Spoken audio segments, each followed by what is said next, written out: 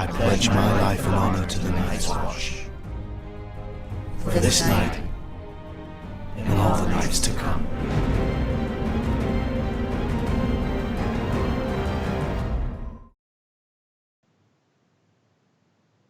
Fella Morgulis, everybody. Oh boy, Hype's Watch is back again for another episode. Game of Thrones, final season, episode 5 of season 8, The Bells. Fantastic Four is back for another Hate Watch.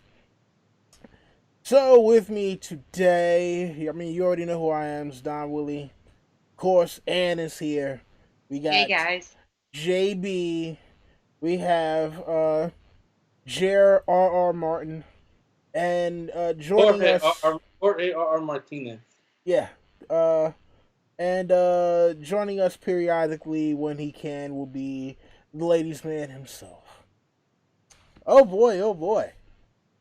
And shout out to those who are currently in the chat right now. And those who will be joining us, who will be rolling in a couple of minutes. Man, oh man. Ooh, I can't wait to talk about this one. Let's get it rolling. So, we start off the episode with Varys writing letters, and he's trying to inform the Lords of Westeros. Hey, yeah, we got crazy-ass Dany here, but she isn't the true monarch that should be sitting on the throne. She done lost her damn mind. And apparently, I'm still trying to figure out, like, I don't know yet whether or not he actually was able to get those letters off, but we see one of his little birds actually on Dragonstone, which is a little they've never shown that before, and apparently a little bird can talk. So that was a little different than normal.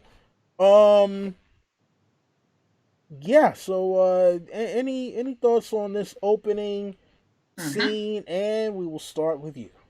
Yeah, very quickly, and harkening back a little bit to last week, just so my opinion on that is made clear for our audience. I do not think that that is crazy at that point. I do not think that, because I know we had the running joke. I don't know if you called her Daffy and Mad Queen because that was funny, or because that's how the other characters were picturing her, or that was your true opinion. I'm just saying that was not my opinion. I still believe that at that point she's 100% perfectly justified. That we clearly see that Varys is trying to poison her. So we don't know if she's not eating because she's grieving, or because she knows that her fucking Master of Whisper is trying to poison her.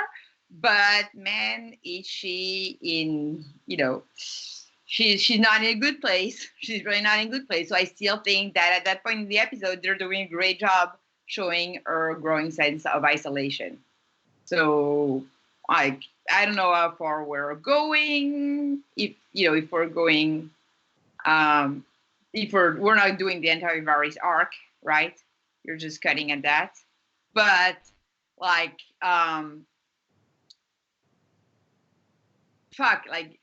we might as well talk about the whole Varys arc. I mean, Just get it out of the way. Varys is like going pretty extreme. Like he went. He's fomenting a coup. Not only is he like trying to, he's doing a little bit. Shocking lack of knowledge. Of course, I can't remember who is the Florent who is trying to behind Stannis' back. Alistair, thank you. Not only is trying to pull like a worse Alistair than Alistair behind Dany's back and sending letters, trying to get her like removed from power, but he's like cleanly and simply trying to poison her. Cool. Like that's a good 180, Varys. When she has not really shown anything crazy at all so far. Like really, she has not demonstrated any crazy behavior. So we're like, yeah, let's just poison people, Varys. That's very reasonable of you to do that. I mean, like, let's think about this. Just because you think they're not a good ruler, you think someone should die, and that's just his opinion. Like, it's not even like fact or anything. Yeah. No, I mean, like, okay, it's fomenting a coup again. Like, we had that. Oh, shit! I was told to not make any book parallel, and I broke the rule in the first 30 seconds of the video. Mea maxima culpa, Sir Willie of the Heights Watch. Let's forget I ever said that. But okay, is doing is good for the realm. I don't think she'll be a good ruler. I'm gonna operate behind the scene as I've always seen him do. Okay, but like trying to poison her, seriously, like isn't that a little extreme? So yeah, she has really, really, really good reasons to be paranoid and to be really, really angry. I mean, yeah. Dude that she took under her wings and like that, and he's trying to assassinate her. Can we talk about how fucking off this Varys even is? Like the Varys, even in the show that we know, was always like the master of whispers. He had little birds. He had, when he tried to assassinate her before, he had the merchant, try and get her out of nowhere and poison her. He had all that, and the only reason that stopped was because Jorah knew what was up, and he was able to save her. That's the only reason that didn't work. Now that we got this guy, he's just yapping away to anyone who will listen. He's straight up his whole coup is like, "Hey, Jon, you'd be a good king. Oh, you don't want to be it? Oh, okay. Well, I better die." Like, it's so... Did anyone even think about how a Varys character would try and pull off a coup when they were coming up with this? This was like the most half-assed, lackadaisical coup I've ever seen. It's so bad, I don't even know if it was worth, like, executing him. Like, all he did was say, "Jon, hey, you want to be king?" "Oh, treason." Like, he didn't really do anything else other than, I guess he did try and poison, but... Yeah. Well, I don't know if they actually had evidence that he tried to do that, but... Yeah. See, I'm conflicted on this whole thing because Varys is one of my favorite characters in the books, and I've had qualms with his portrayal on the show. Obviously, Blackfires would have made a lot more sense in this regard, and if it was, Fagon and Blackfires, that would have made sense. But I digress. When it comes down to it, I'm conflicted because yes, it was very dumb for Varys. Like Varys would not, in broad daylight, talk to Jon about, essentially him spearheading a coup to take leadership. Like, and it's listed like that too. Like, he uses words in a way. So yeah, it's dumb.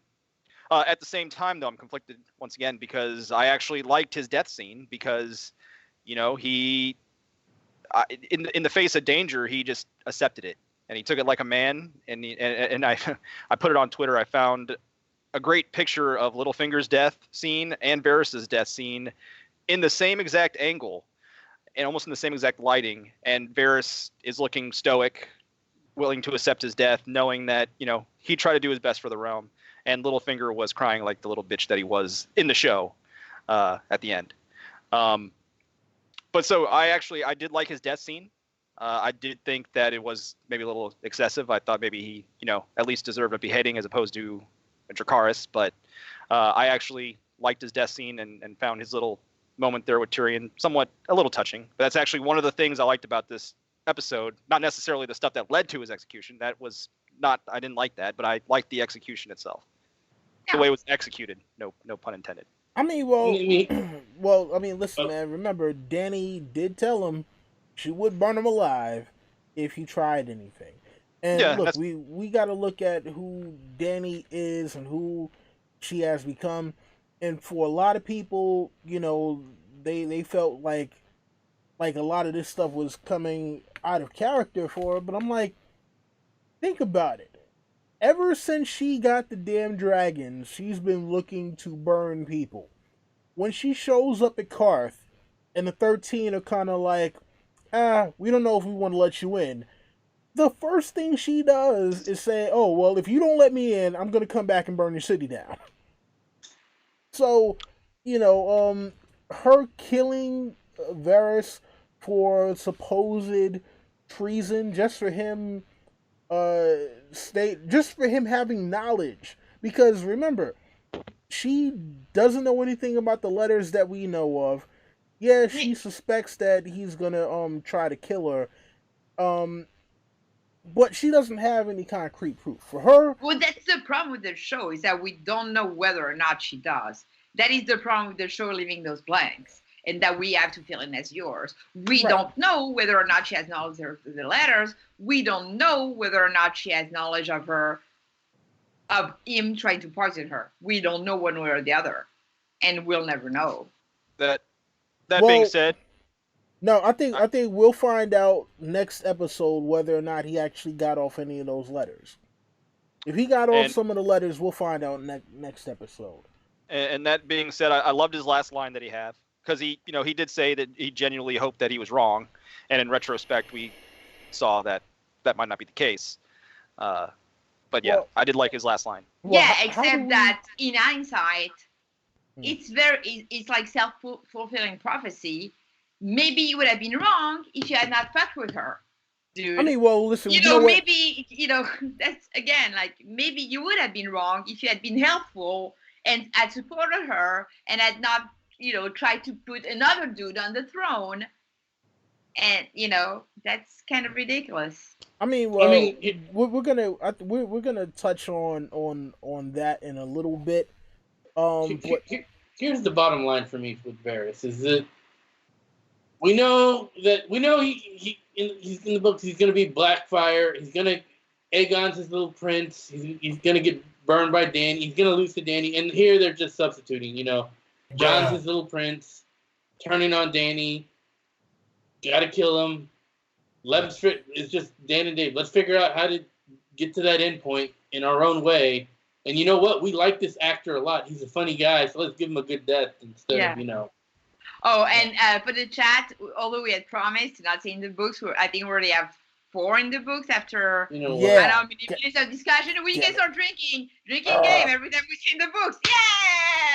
Yeah. Damn it. Anyways, so look, how are we feeling about Tyrion just straight up snitching on Varys? Well, he kind of told him he would. He's like, I mean, he didn't necessarily tell him he was going to snitch on him. But it was just kind of one of those things where it was like, oh, come on, dude. Really? Like, as soon as he saw him on the beach with Jon. Hold on. When you say, I'm not going to be part of your plan, I'm sticking with her, what do you think sticking with her means? I mean, listen, I get it, but at the same point, it was one of those things where Tyrion didn't even have proof. All he did was see him talking to Jon. Huh? He heard the confession straight from the horse's mouth. I mean, but what I'm saying is, all he did was see Varys talk to Jon, and he just automatically figured, oh, okay, well, if he's talking to Jon, then he must be trying to get him to plan a coup. I mean, look, at the end of the day, Varys can't pull that off by himself. He can't pull that off without other people being complicit. Other people. I mean, there have to be other people who are willing to be involved. Maybe not season 8 Varys, but previous Varys is good. I mean, Tyrion, he had his conversations with Varys. He knew what Varys was up to. He sees Varys talking to Jon. He sees Jon as upset. He pulled it. He put the puzzle together. I personally, that didn't really faze me at all. I mean, it is what it is. It's actually another Tyrion scene that made me more angry. So we'll get there when we get there. All right. Well. After this, we get, a final kind of reminisce between Dany and Grey Worm about Missandei and apparently the only possession, I don't know why she would have kept it, but her collar from all the way back in freaking season 3, her collar from when she got freed from slavery by Daenerys. And at this point, Grey Worm, who has, the permanent scowl on his face, tosses it into the fire and is basically like, nah, that's not the way we're going to remember her. I guess. I I don't know if any of you interpreted it like that, but that's kind of how I interpreted it. Um, then Johnny Boy walks in and basically does the dumb thing that he shouldn't have done, and that is if he would have just banged his aunt, we probably wouldn't have had the rest of this episode go down Yeah. like this. Yeah, pretty much. Wasn't that I didn't see the behind the episode, but I saw something, I think maybe from Gray Area. Basically, they're saying if Jon would have just supported her in some way, that she wouldn't have done what she did. Like she depends on Jon. I mean, but he was supporting her. The thing about it is, remember, she said, I don't have any love here. People love you. He was like, you'll always be my queen. She's like, oh, is that all I am to you? And when she goes in to kiss him, he kisses her for a second, and he's like, oh, wait, nope. I'm not.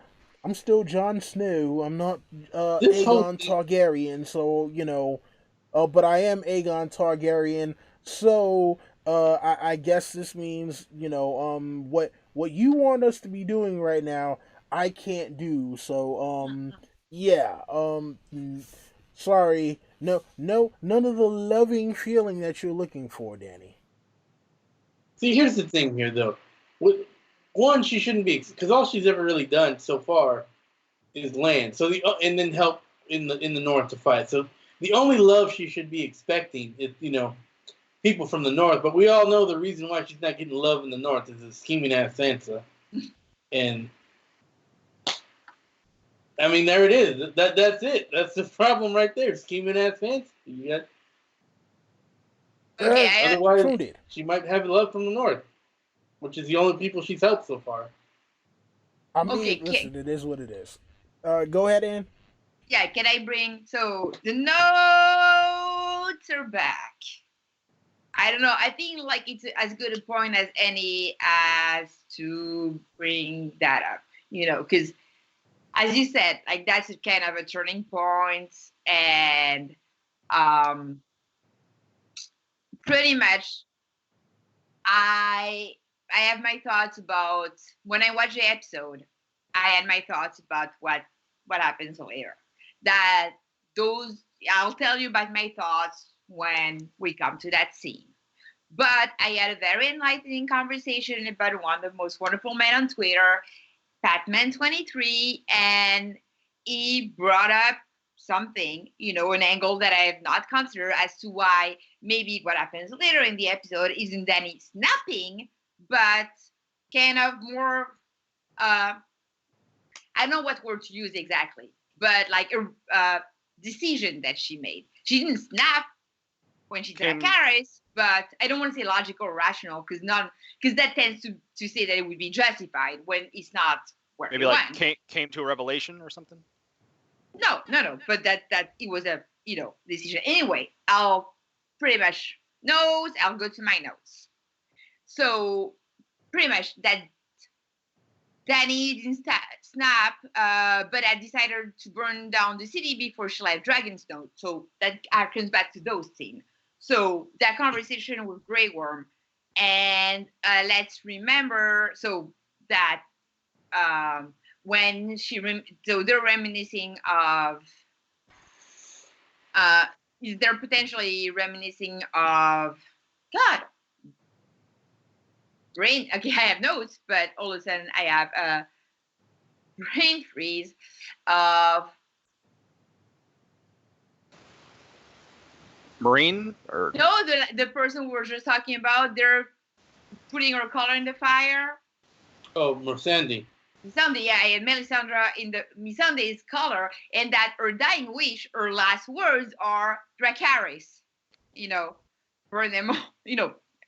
Burn them all. So there was that in her mind, Missandei's dying wish. And so basically I'm just, kind of I'm thinking, I know I'm jumping ahead on other discussion points, but it's a logical thread. So on why it could be a logical again, like with big air quotes or logical, but this decision that she would have made later, and not her snapping what she did later. So Jon literally did nothing during the battle for the dawn. Okay, like he, as we made fun of, he yelled at a dragon. Yet Dany witnessed the likes of Tormund being all like, "Yo, my man Jon, king in the north." You know, she saw the persons closest to her dying, being killed, or betraying her, like Varys. It wouldn't be a stretch assuming Dany wasn't eating because she feared poison. She knows Jon has the better claim, and even if he wouldn't take it for himself, "You're my queen," she knows her history. Just had to execute Varys for trying to foment a coup, and as a nerve of Sam, I openly sided her with, as you like, scheming Sansa with Sansa, and realized that the thing. It's not because people like, I hate, like, some people are like very, very fucking misogynistic on Twitter, like, "Oh, you should have fucked her." Like, that was like, I don't know, like to all the people like who had that really bad take on Twitter, like You mean like David Benioff? Yeah, I mean, yes, and all the people who had that take on Twitter, like, yeah, you can really honestly go fuck yourself. No, no, no, no. But if, okay, if he doesn't want to fuck her, he doesn't want to rationally marry her. That's her thing. It's like, "You're my queen. You're not the woman I will take as my consort. So you, the better claim, will not be my consort. I cannot have that alliance that will cement my hold to the throne." Rational, not, "Oh, I'm a woman. I don't get the dick that calms me down." No, Well- no, I don't have that. I'm not. I'm almost done. I'm almost done. So no, she realized that that scene makes her realize that she cannot, like, that Jon won't give her that alliance, that marriage alliance, to cement her power, because Jon won't marry her. So the idea is that she realized a peaceful reign is not in the cards for her at that point, and that her best option to rule is to have people fear retribution. You know, basically, she did a Tywin. Okay, Like, but see, here's the thing, though, right? Remember, Tyrion told her that she had to leave Dario behind in order to make a marriage alliance.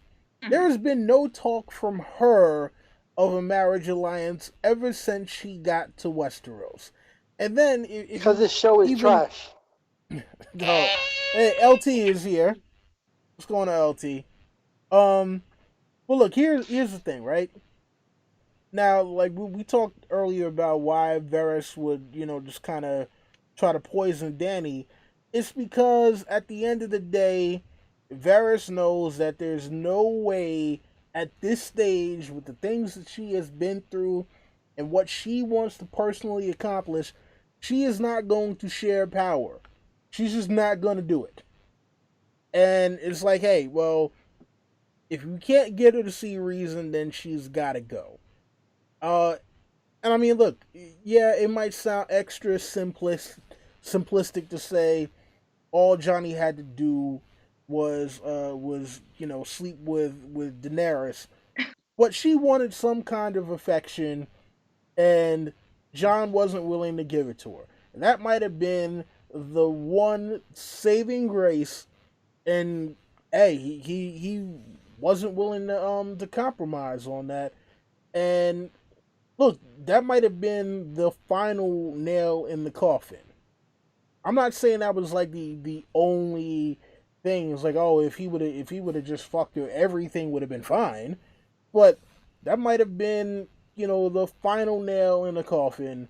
It was like, look, you were the one last person. You were the last, thing I had left that I might be able to hold on to. And once he rejects her, it's like, you know what? I have nothing now. And since I have nothing, fuck it. I'll remain with nothing. Not even a damn capital. Yeah, I'm just not sure it's a matter of affection, more as a matter of alliance. But yeah, I agree. Nail in the coffin, straw that breaks the camel back.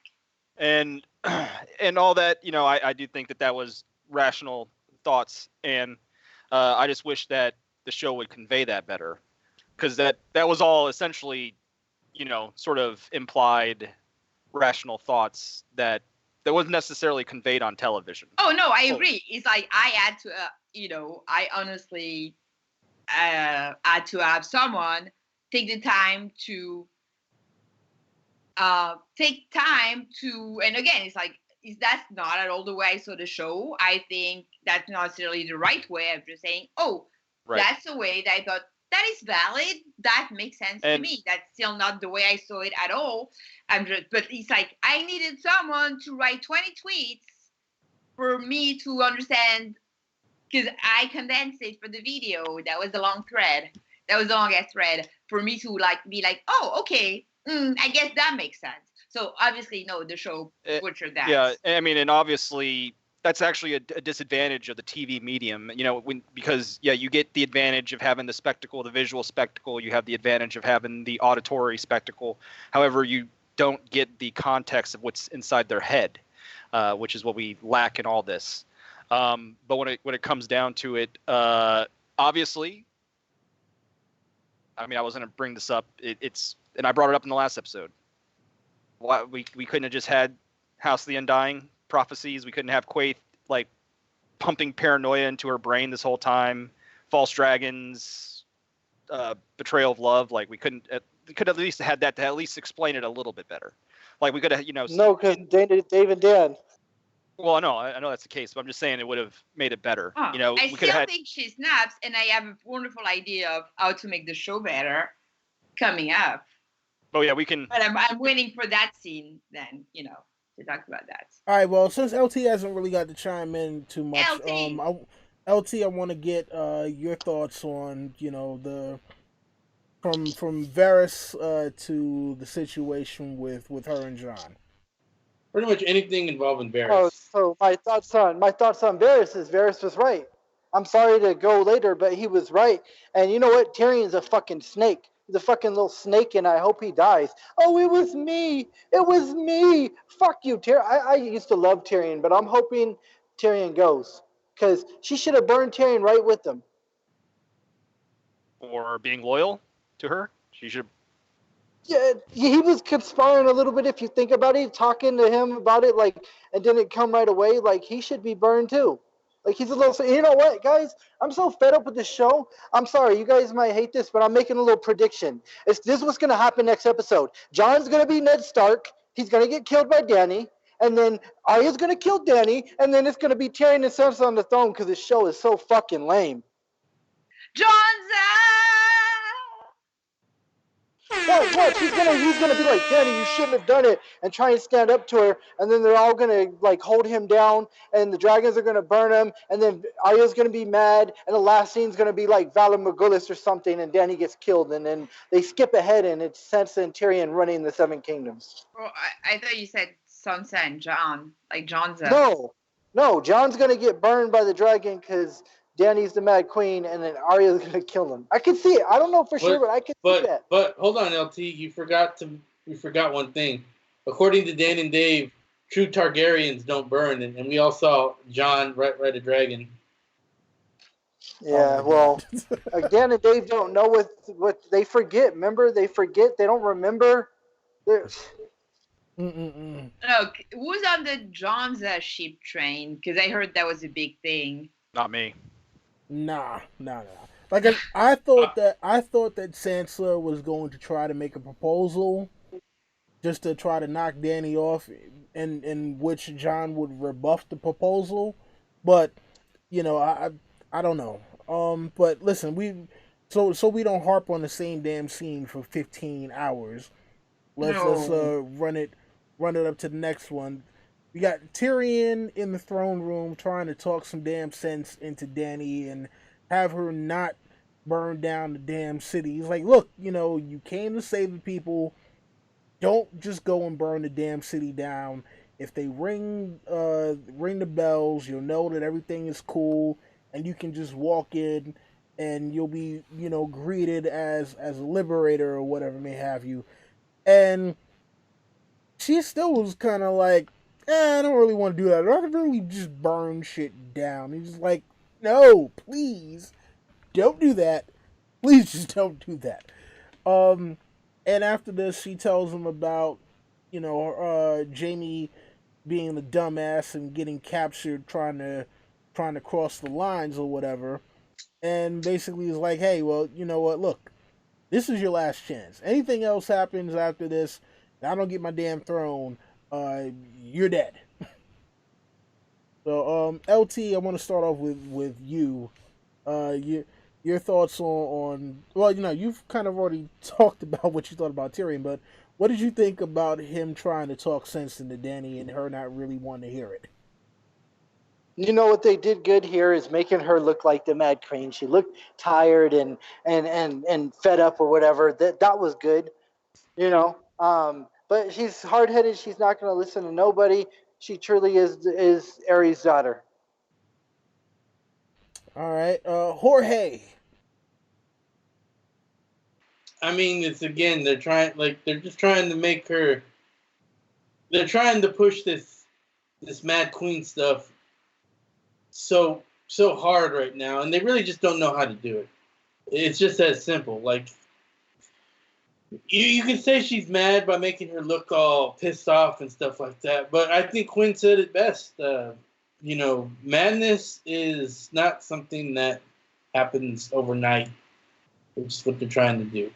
It's a long journey, and it usually starts early. Like, if you look at all the other mad ones, Viserys, Arya Blightflame, Ares, all of these guys were pretty, cruel in a way. Like, they escalated, but they were all cruel, kind of like as young men. We saw Bright Flame, picking on the Dornish girl. We see, Ares doing the titty twisters on Dany. Bruh.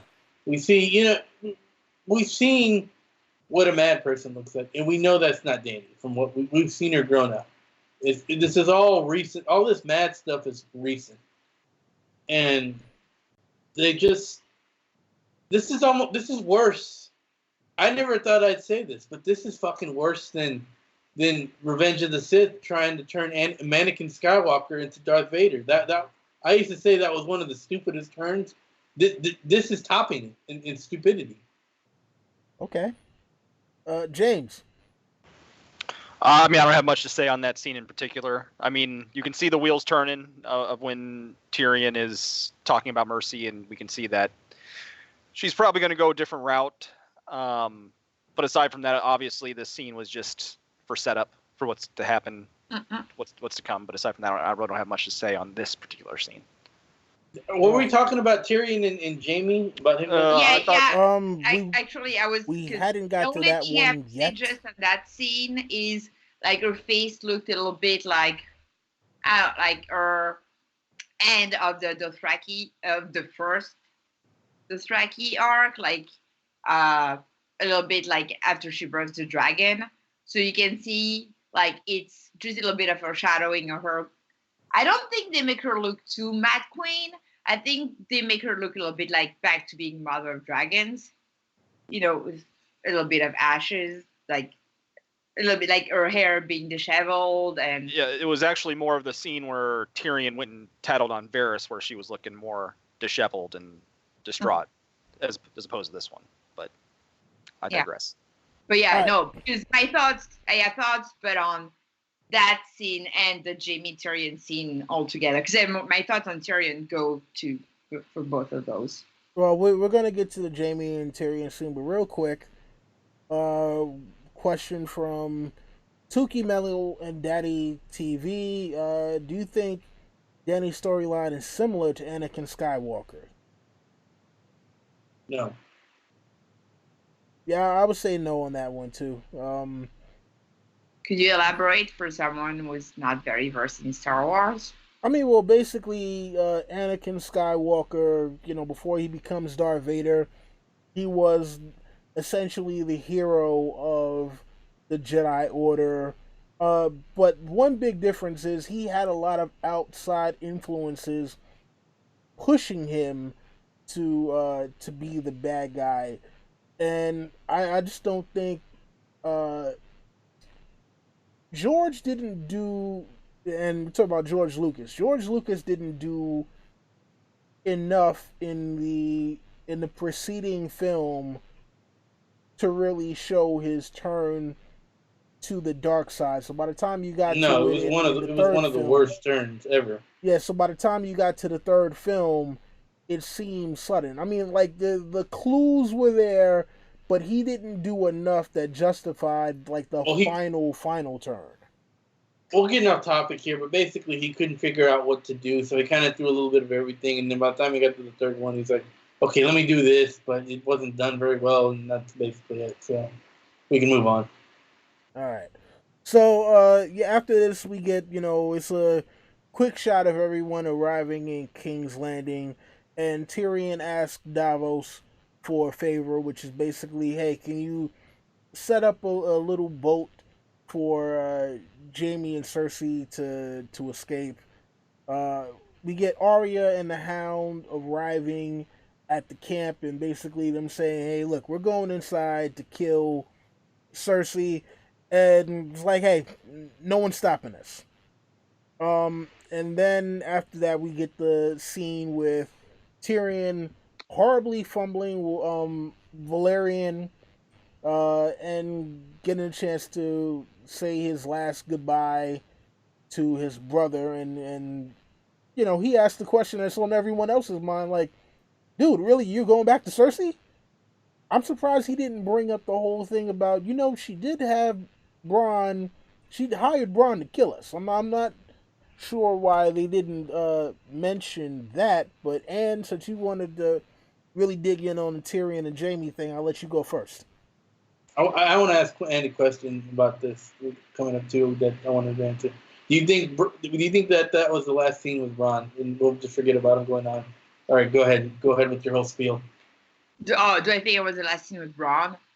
God, like, fuck if I know. Honestly, like I've been done doing prediction by season 5. Like, honestly, why that Bronze scene? Like, oh my god, why? But again, so someone else brought up another. I'm sorry, so because in that case, it's just something I saw on Twitter. That was another justification. So another option for maybe why Danny's action or the process of some decision making and not Danny snapping. And I don't have like that I'm sorry, I can't remember who that is, because so if you know who that is, like, shout that out in the chat. I'm very sorry I can't quote the person. But that was very interesting. And it's okay, so it's Daddy has that talk with Tyrion, like, dude, you've shat the bed with your family so many times again, okay? And we have hints, we don't have any concrete proof, but that Dany is not stupid and knows what's going on in her camp. And and she tells Tyrion, okay, if you do that once more, you're donezo. What does Tyrion do? He goes and frees Jaime. I mean, and he has to talk to the Unsullied, who are fiercely faithful to Dany. He has to get them to move out of the way to do that, to get to Jaime's prison. So like that's gonna get back to Dany one way or the other. Okay, so so in her head, she knows she has good reasons to. She knows Tyrion has asked the Unsullied to talk to Jaime. She knows Jaime escaped. Maybe, possibly. We can fill in those blanks, okay? And he's in the chat, she's like, oh, dude, like, I don't know, you've not been 100%, like, I don't know. It's like you and your family, like, I don't know what's going on, but I don't know. And, and when she hears the bells, can she not think that what if that my last advisor is actually like playing a trick on me? Like, what if that's fake? What if they're actually trying to set up an ambush on me? What if, like, that was just another option where like she's at that point. So she's destroyed the main or targets A. Like, okay, so me and my dragons are safe. Nothing can reach us now. Like we can always fly away. Like we're safe. All the danger, like my person is protected. She hears the bell and she's like, what do I do now? Because that could definitely be a trap. Do I fall for it? Maybe if I go to Red Keep that's supposed to say surrender. That's what Tyrion told me. Tyrion is the one that told me that means surrender. But what if that dude maybe just betrayed me for his family? I have reasons possibly to think that maybe if I go for the Red Keep, that's a trap. So fire and blood. So just saying that's a possibility. That would again be, like she did not snap. Maybe right. She rationally, again, not saying that's justified to kill hundreds of thousands or tens of thousands of innocent people, but just like there was no snapping. So just saying like other takes. I still totally took it as her snapping when I watched the episode. They could have probably hired whoever that was to to convey that on the show. Oh yeah. I know they could do a good job. Again, like I get ideas of a few scenes that were excruciatingly long that we'll get to that they could have just really cut. Like, not necessary. But when it comes to the Jaime Tyrion scene, it upsetted me. It was weird because there was actually decent moments in that scene. I thought that there was some emotional moments in there. Tyrion saying that he was the one that didn't see him as a monster, yada yada.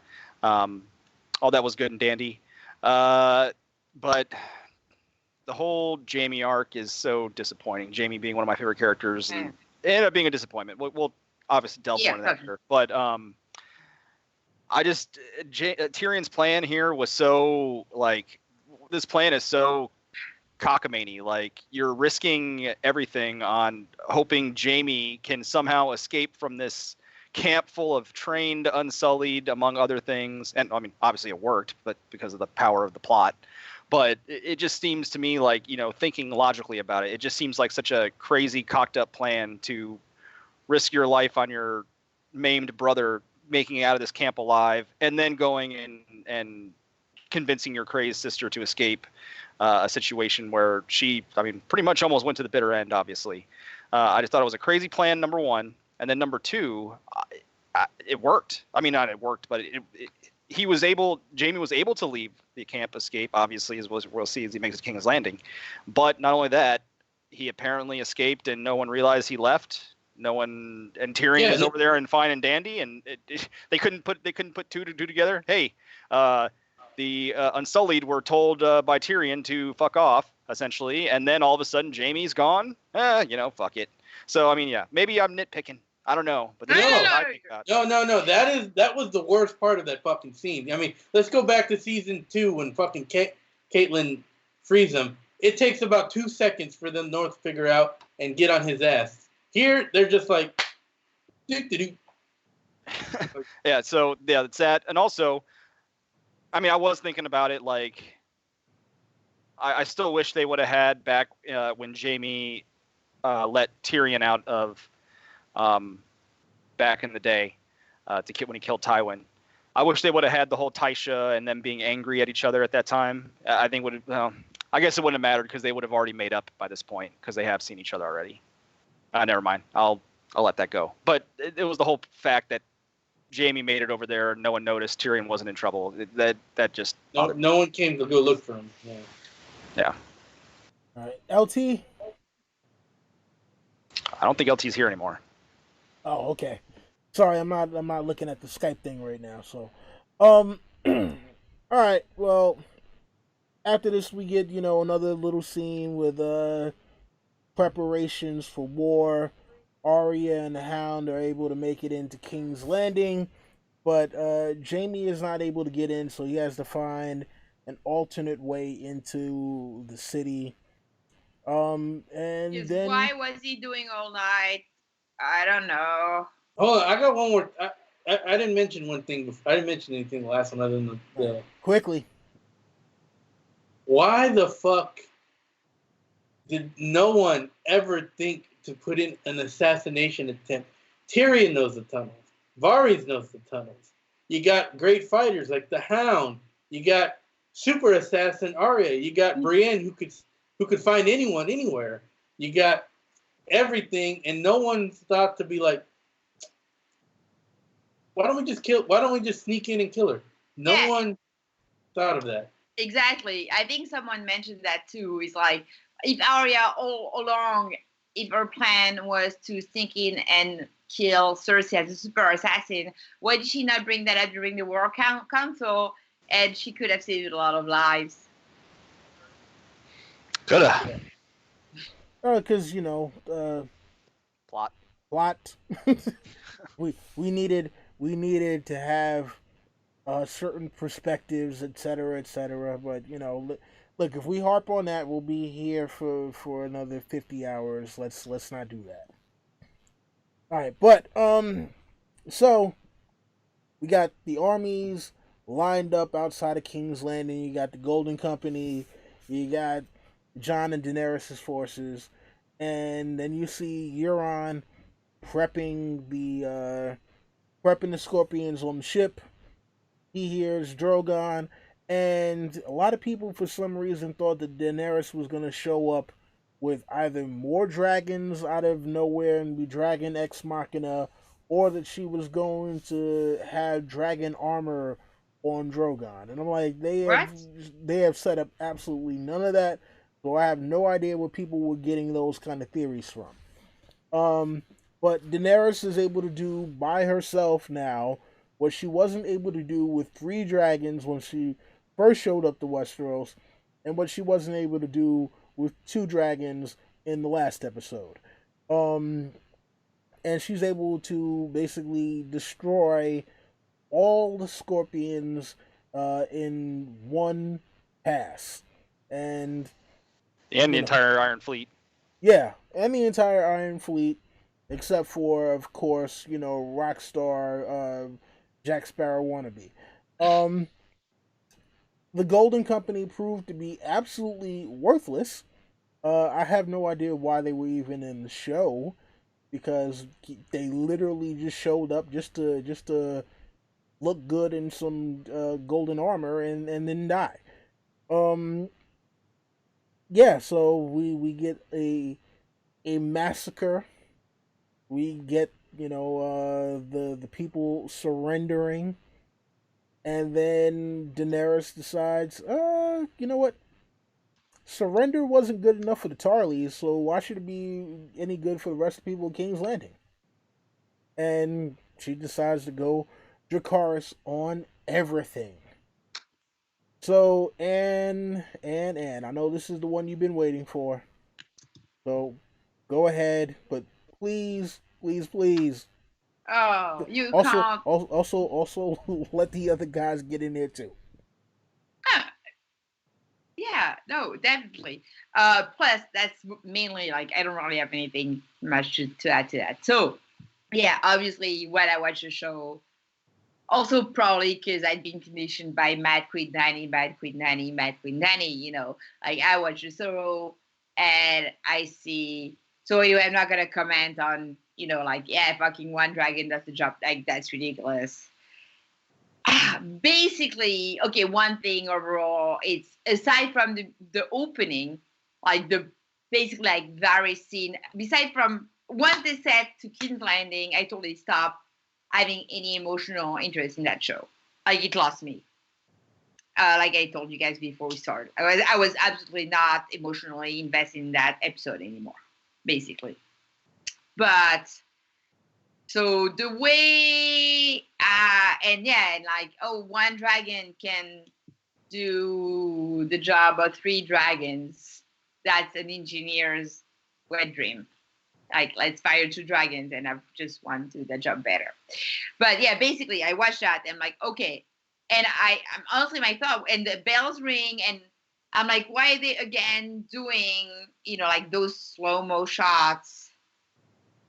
And I'm like, and because I was not like super invested, I'm like, did I miss something? What made her snap? Like that was my thought, because I know I wasn't super concentrated on the TV.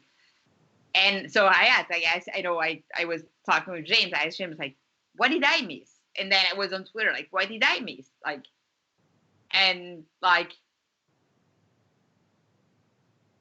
nothing. Like, nothing could explain to me why the bells made her snap, except things that I won't touch on because I know Jerry has a very interesting comparison to talk about later.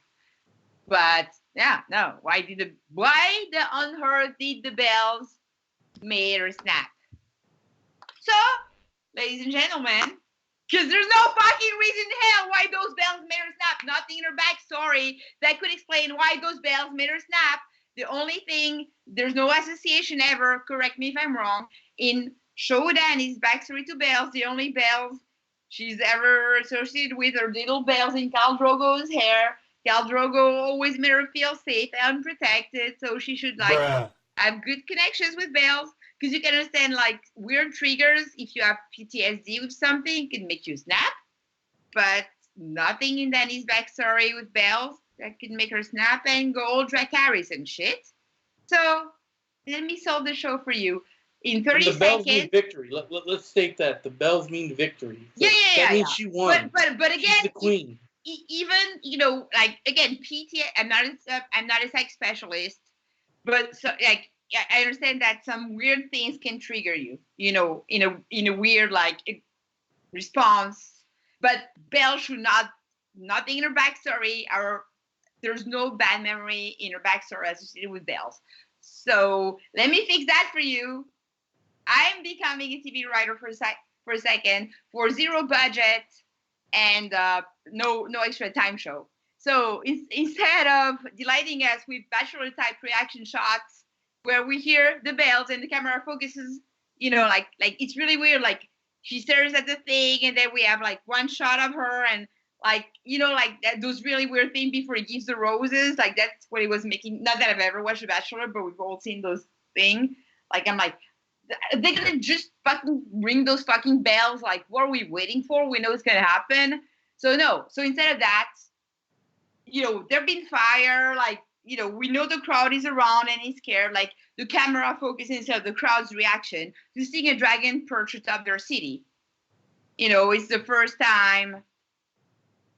So the problem there is not whether or not Dany would bring fire and blood to King's Landing. Like I'm not saying she would never do that, but how ridiculous of a trigger the sound of bells were for her to snap at that moment of victory, as you said. So to fix the problem in 30 seconds of screen time with very limited budget,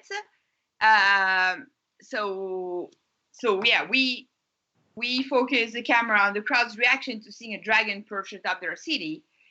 So, and on the commoners that, as D&D were saying, after the episode, they really wanted that episode to be focused on the small folks and how they suffer war. Okay, so they've been displaced, ushered into the city, and told the mad woman was coming to destroy them all. And now they witness with their own eyes the destruction caused by a beast of legend.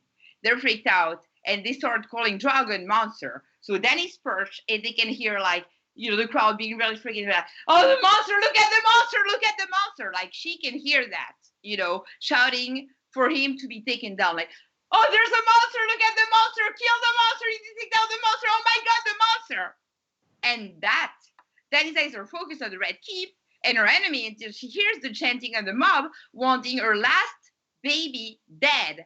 She rules the land, won the last war, yet has never been more isolated. All she has left is her baby, and the people she's about to rule on, she can hear them wanting to kill that baby. She never wanted to be feared in her heart. She in her heart wanted to be loved. She hears those cries, and it would make total sense for the people to be super afraid of a dragon. They've never seen a dragon. I mean, like maybe from really far away from the dragon pit, but the dragon pit probably seen. I mean, correct me if I'm wrong. In the show, it seems to not be in the city. So, it's like, and anyway, they've never seen a dragon draw fire. They're really freaked out. It would make total sense to have them be like, oh my God, the monster, like, kill that monster. And that makes her stop. Just have a few, extra shouting that. She takes her eye off the red keep, looks them down, she snaps, and zero budget. And that's very simple for the audience. I haven't even. I'll even take it a step further because I like that, at least part of that. I'll take it a step further because here's the thing with Dan and Dave. They're not intelligent, and they have no experience, as we know, because they've never directed anything. They've only done writing on Wolverine Origins, so they have no intelligence and they're not experienced. And we keep seeing this pattern with the dragon fighting. And their pattern seems to exhibit two-dimensional thinking. Whereas we as we know, for things, we've seen dragons can go three-dimensional. You can go up and down. So, very simply, it could have been like this. Dany's like, F this, I'm just going to get that Cersei, and we'll be done with it. She just goes, sees those scorpions, she goes straight up, out of range, pops up into the clouds, comes back down right onto the red keep where she's out of the scorpion range, torches that to get Cersei to minimize what she thinks to minimize the damage. But in doing so, she accidentally sets off a chain reaction of wildfire, gets the people all riled up coming against her saying, monster, monster.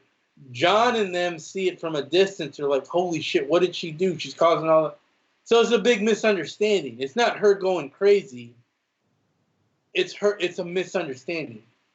That would have been so much better. Oh. It would have made so much more sense than being triggered by fucking bells. We all know why this is, or we've figured out why. And that's because John Connington, when he joined the Golden Company in the books, was told in the book by Miles Toyne. Bruh. He's like, oh, I did everything I could have done at the Stony Steps, and I couldn't get Robert. I mean, I did everything I could, and Toyne was like, well, what would Tywin Lannister have done? He would have burned the city down to stop those bells, and killed Robert Baratheon, and ended the one like that, burn the city down, and so now. In the books, it's pretty obvious now that that's what's going to happen. So he's going to hear bells. It's going to remind him about the bells. He's going to remember that quote from Toyne, and the city's going to burn.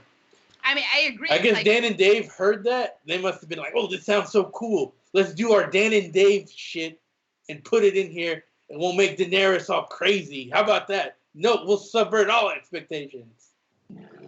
Because you know what? Fuck you, Dan and Dave, with your Here, you can subvert this fucking tequila right up your ass is what you can do.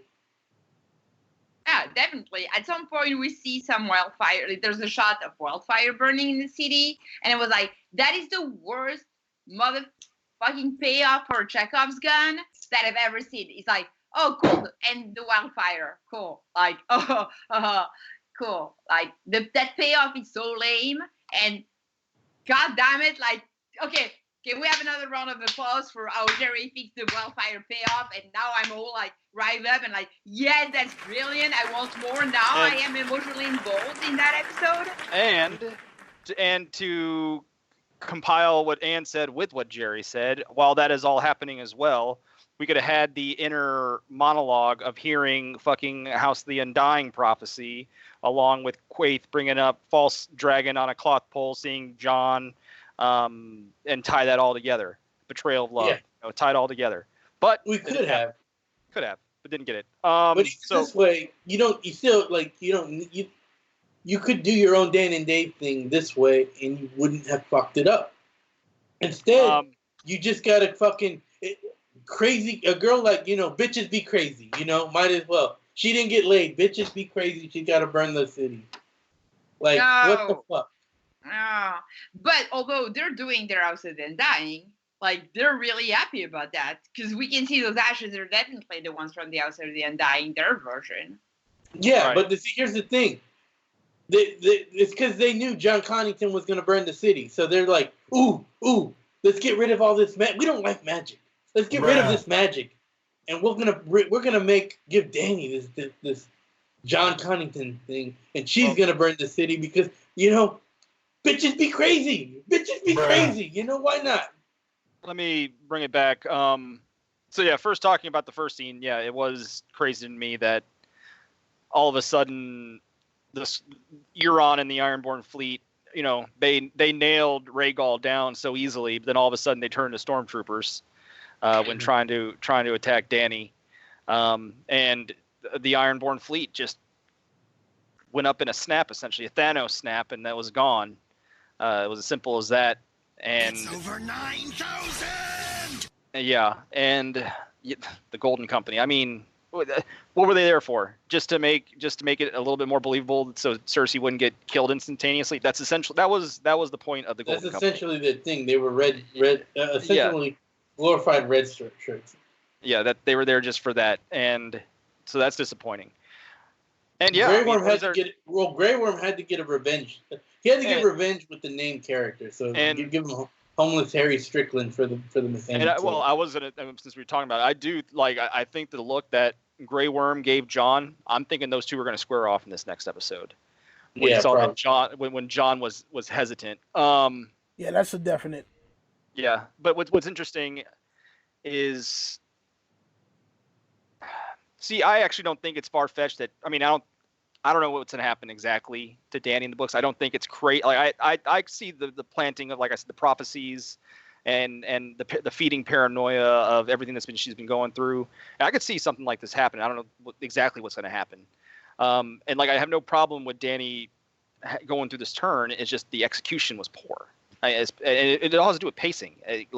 This needed to be 2 more seasons, and we could have had a long descent into madness, but we didn't. So this is what we have, and it's not the best. There's no other way to say it. I don't even like the Dany because she never. She might experience cruelty. Maybe the worst she could be is a Tywin, in my opinion. That's the worst I could ever see her as, is a Tywin. I can never see her as, fucking an Aryan or Aerys, because those guys were fucked up from early age. They were fucked up. I'm not saying full like she went. I'm just saying maybe something like what we said earlier, something happens where she maybe loses temporary control and there's some big inadvertent disaster or something along. A misunderstanding of some sort. It needs to be a misunderstanding combined with her getting pissed. It needs to be some combination of things. But either way, I wouldn't have been upset with the full-blown craziness that they've gone with, as long as it was executed right. But it wasn't. Right. But since LT is back, we're talking about your favorite part. Yeah, we want to get LT. You got to stop thinking about what we could have done to make the show better or anything, because Dave and Dan don't care. They don't care. Look, there's only one thing I liked about this episode. One thing. That's it. And I hated that too. I hated that. But anyways, they could have had Jon and Harry Strickland face off, and that would have probably been cool. Or even Grey Worm and Harry Strickland. Why? It's just the Golden Company was a joke. They were a complete joke. The Lannister troops were a joke. This whole scene it looked cool with the dragon, but it was a joke. All a fucking joke. I am so disappointed. Seriously. I couldn't believe what I was watching last night. Ann, I love you, but you kind of hated the show when I loved it. But I'm surprised you're here, because this was trash. I'm here for you guys. I'm not here for the show. I'm happy to see you. But I know you've hated the show in the past, but this is beyond. This is rubbish. I'm serious. This episode was trash, guys. True indeed. And then what LT, JB was is this saying, the worst episode in the history of television to you? This is the worst episode in Game of Thrones history. Now, no, not Game of Thrones history. I'm talking all of history. Is this worse than Carl dying? No, there's I don't know, but JB mentioned that this could be this generation's loss, and I think he's correct for me at least, because for the first 4 seasons, I thought this show was amazing, and then it just went downhill there, and they're having a horrible ending. Like, why did they even bring the Golden Company? Seriously, why did they? I have Just said, absolutely no idea. Just to essentially make it seem more even. To create expectations. So what are we covering right now? We're covering Dany burning the city. We're covering the Golden Company. What else? The bells that made her flip. Why would a fucking bell make Dany flip? I mean, we came to the conclusion that, or at least I came to the conclusion that Jon Con. JD had a video this morning, and he made a great point, but I still think it's trash. He said how the reason why Dany had to burn all these innocent people was because George wanted to show that, you know, the good people slaughter people too. And that does kind of make sense, but I still think it's trash. I have a problem with that because they had an opportunity earlier in the seasons to show that if they could have, you know, done Brienne's little thing with the small folks, they could have shown all the shit that happened in this fucking book here. They could have shown the broken man speech, even though they had a fucking episode called The Broken Man without the broken man speech. That would have covered everything they tried to show here without the fuckery, without the Tom fuckery. The problem is not that Dany would, the problem is not that Dany would slaughter the small folks. Yeah, of course it's horrible. None of the thing we said ever is trying to imply that it's justified. Okay, we're just trying to make a teeny weensy bit of sense in that, you know, fuckery. You know, we're not trying to say that it's justified what she's doing, you know, but it's just like, let's have it make sense. Because Tywin did that. Tywin did that all the time. Tywin is a horrible person, but it always made sense. Like, we understood why Tywin did that every time he did that. I will say, Jorge, calm down. We need you not to have a heart attack. We need you to finish the books, so calm down. Yes. Let's fucking drink this. Well, I really hope that's water. Well, did anyone else notice that we did not actually see Dany for the rest of the episode? I saw someone bring that up on Twitter because I guess they were saying it was like that was when Dany left, and it was essentially just the dragon at that point. Yeah. I saw that. I saw someone write that. I thought it was a good observation. I think that was because they wanted to show the people's perspective. Yeah, but then we have that beautiful scene of Euron. You know, like we have Euron's point of view, and I mean, just kidding. We have other POV. Okay, so here's the thing. It's been done. We're going back to the 50s. Godzilla. Like, the way you shoot a monster... Like, they're making Dany a monster. The way you shoot a monster is you shoot it from the ground looking up. And that's what we got here. So, at least they're competent enough to know to do that. This with Miguel Sapochnik, I don't know, how did this guy get so much credit in the community? He had one real piece of shit movie where he made Forrest Whitaker look like he couldn't act, and then he comes to Game of Thrones and everyone thinks he's good. Didn't he do Blackwater, though? No. That was Neil Marshall. Marshall is brilliant. He did Dog Soldiers and the Descent. Okay. That guy is great. Just Blackwater. I'm still like, Blackwater is the best battle episode of Game of Thrones. Neil Marshall's the one who did Blackwater, and he did Watchers of the Wall. There's also the movies he's done is Dog Soldiers and The Descent. 2 great movies. This Miguel, he's like Zack Snyder. He's like discount Zack Snyder. He doesn't know. He can do some action that's pretty well, but you have him trying to do anything else, he doesn't know what the fuck he's doing, and he's just one big piece of shit. Is really all I have to say. Damn. Okay. Calm down, Jorge. Look. I don't know how he What got. What movie did he do with Forrest Whitaker? So much love. You go ahead, LT. I said, what movie did he do with Forrest Whitaker? Repo Man. Oh, yeah. Oh, that's a movie you was forget kinda about after watching it. Yeah, that was and it's one that actually I hope he does this. And Ned, like everyone's making the joke, and Ned wakes up. If you watch Repo, well, spoilers, I guess, fucking 20-year-old movie. Spoilers. He uses that ending in Repo Man. Like, the character just wakes up. So. All right. Well, look. So, Look, don't want to be stuck on the same damn thing for another 55 years. So let's move on. Yeah, I know, but that's kind of the main thing. You know, I think we'll move faster after that. yeah, well, I mean, I got to talking about like the style of directing. So I mean, that's a little bit different. Well, basically, this guy, he knows how to make action. He knows how to make things look cool. But anything else, he's just a big piece of shit. You know. Okay. Well, listen. Let's move on to Jamie versus Discount Jack Sparrow. So much you got discount Jack Snyder, discount Zack Snyder, discount Jack Sparrow, discount. I'll be honest with you. I mean, like, this fight was absolutely just it was stupid. It was stupid beyond stupid, beyond stupid. Because if anything, they should have actually been on the same side. If Euron is believing that Cersei has his kid in her belly, which, truthfully, after Tyrion kind of, went and said, hey, I know you're pregnant and don't you want to save your kid, he should have known then, but nothing verbalized about that. But he's like, oh, yeah, I'm going to kill you and give your head to Cersei so you can kiss her one last time.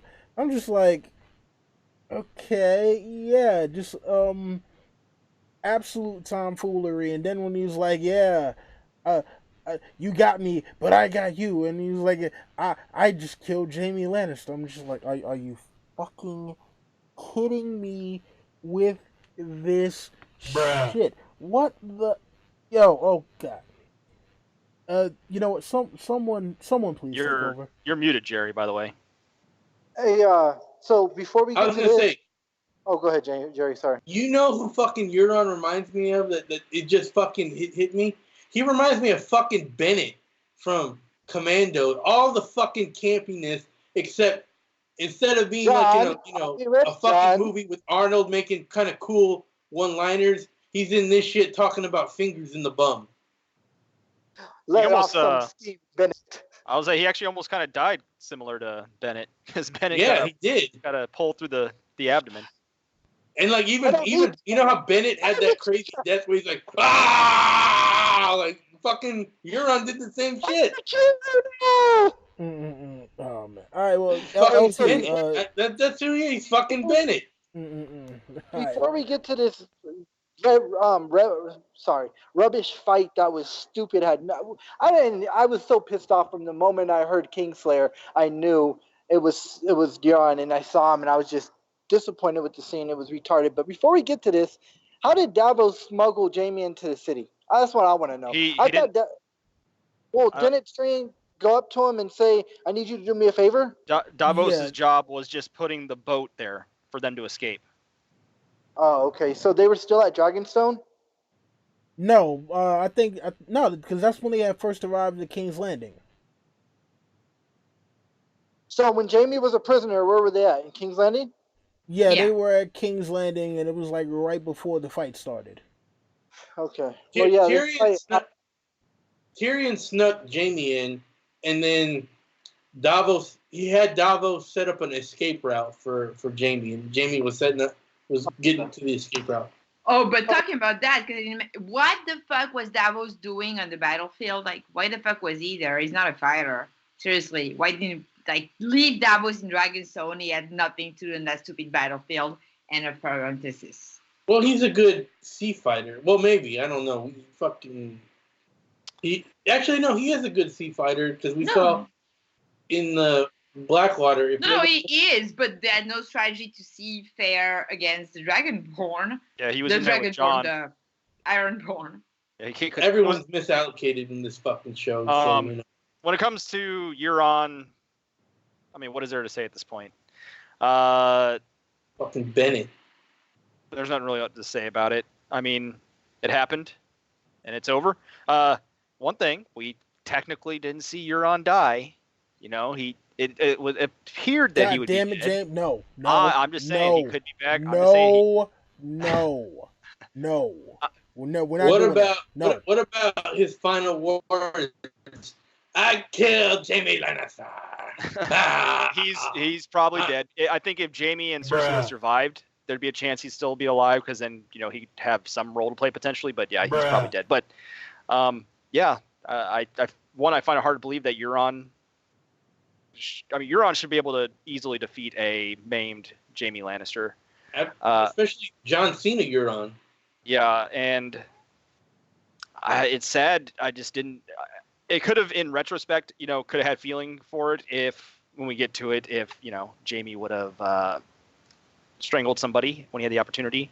But seeing how his arc went, I honestly had no feeling toward this. Seeing him getting stabbed, I had no feeling. And it's sad because Jamie, like I said, is one of my favorite characters, but at this point, he wasn't. So. What about Jamie not being slowed down by getting impaled like 3 times? Like impaled through the butt, like going both sides, like in and out 3 different ways. One of those was a kidney shot. I swear that was a kidney shot. It went right through, but like his kidneys in. I think it hit his kidneys, his liver, his spine, everything. He still was okay. Anyway, look, yeah. I kind of like character arc. This might have been worse. I don't know. Was this worse than the Arya thing where she got stabbed 1,000,000 times by the waif and was doing flips after that? No, it would have been worse if Jamie would have survived. Sorry. If Jamie would have survived, then it would be worse, but he didn't survive, so it's not worse. Well, he still moved around. He survived that. He was running all over the place. Okay, Arya survived and she was fine. That's what I'm saying. If he would have survived and him and Cersei went to Pentos or something, then it would be worse, but he didn't, so that's why I'm saying it's not worse. All right, well, speaking of Arya, we got the Hound telling Arya to get the hell out of here. We got nothing left for you to do. Go and run around the city in a damn disaster movie. But finally, we've been waiting for this ever since season 1, since the tourney of the hand, and that is Cleganebowl. Get high! Yeah. Finally, after all these years, we get the Mountain versus the Hound in the battle that we've been waiting to see, done in spectacular Marvel Studios-esque CGI, looking like something out of the Civil War or the Winter Soldier. And look, we all knew that the Mountain was going to kill Qyburn. Qyburn got what he deserved. Cersei just kind of walked out of there. And did anyone notice that basically the Hound did what Barristan said that he would have done to the other members of the Kingsguard when he was about to leave? Yes. That's what pisses me off about this scene. Look, this scene was the best scene in the show. Everything else was complete trash. This scene was okay, but my thing is, look, these Kingsguardmen are unnamed. We don't even know who the fuck they are. I guess Marintrant died, and we never had no named ones. But regardless, Kingsguardmen are supposed to be some of the most badass guys in Westeros. And he basically did what Palpatine did to the Master Jedis and Revenge of the Sith, took them out like they were nothing. And that kind of pisses me off because, yes, the Hound is a top 10 best fighter in the books and the show, if you want to say. But he just took them out like they were nothing. Top 2, maybe. Yeah, well, the guy. So what? 2 got crushed, and then he killed 3. So there's only 5 of them, but still, the Hound took them out like they're nothing. And you know what? Whatever. Cleganebowl was okay. I liked it. It was in my opinion, the only good thing of this episode. All right. Yeah, James. Well, I should mention that Arya called him Sandor. That was interesting. Little touching. I like both characters. I actually like the Hound better on the show, despite the fact that he kind of didn't have a character progression, not necessarily, until maybe that moment where he acknowledged it. I mean, he didn't really say you're welcome or anything, but he didn't really have much of a character progression. But Cleganebowl, okay, first off, the first thing I thought when I saw Gregor take off his helmet was he literally looked like Varys to me. Like, it was weird, but he looked like Varys. I'm not even sure, was that Hafthor, the guy who'd been playing him? Didn't really look like him. I don't know. Yeah, I mean, yeah, just with a whole lot of makeup Or on. okay, I thought we had a fourth Hound. I thought we had a fourth Hound actor, or mountain actor.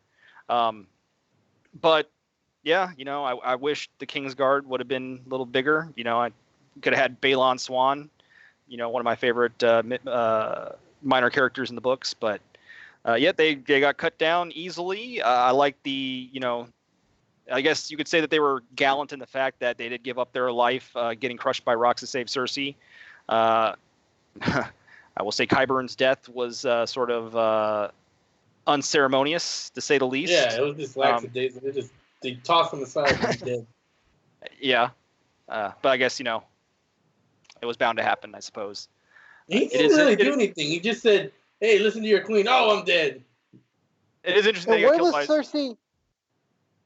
It is interesting. Sorry. It is interesting that he got killed by his own creation. But yeah, the fight itself, I mean, Mad Scientist trope 101.